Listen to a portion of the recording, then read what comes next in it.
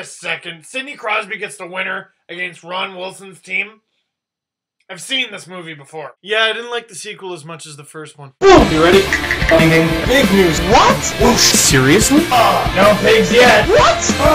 What was he doing? Wow. Bring him on. Beautiful. Leafs lose 5-4 to the Pittsburgh Penguins in their last ever game at Mellon Arena. But I gotta say, for two teams that played the night before and should have been exhausted, there was a lot of jump in this game. And speaking of jump, I think this video is lacking some, so I need some coffee.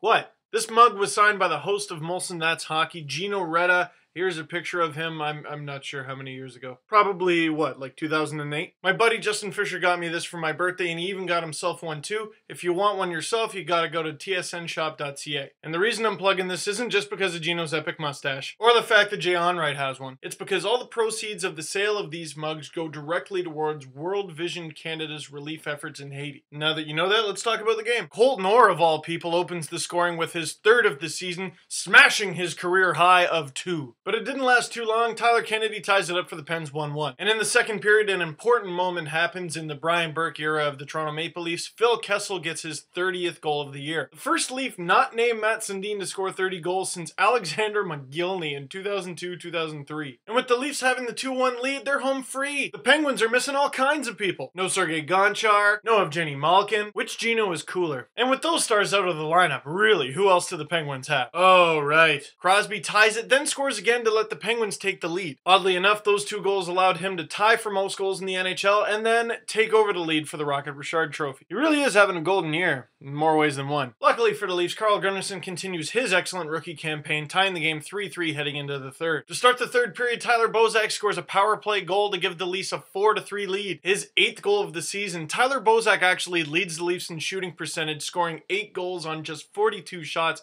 for 19%. Not quite as good as Lee Stempniak's 32% on Phoenix, but we'll take it. For those of you still interested, Stempniak has 12 goals in 12 games with Phoenix. If Stempniak played that way before the deadline, the Leafs would have got a first, second, and half the franchise. And with the Leafs just minutes away from victory, Matt Cook gives the Penguins a shot at getting ahead, ties it up, and the game heads to overtime, marking the 400th consecutive game the Leafs have gone to overtime. I think he's lying. Overtime solves nothing, so it's time for a shootout. Kessel and Kuhlman can't score, Crosby and Dupuis do, and the Penguins come away with the 5-4 win. And as I mentioned off the top, Sidney Crosby potting the winner against Ron Wilson's team again. Because Crosby got 2 goals and the shootout winner, a lot of people didn't realize Brooks Orpik had 3 points in this game, 3 assists. And with the shootout loss, hey, the Leafs still get a point, making them 9-4-2 in the month of March. So let me ask you this, the Leafs are hot lately, but they're sitting with 69 points, second last in the NHL.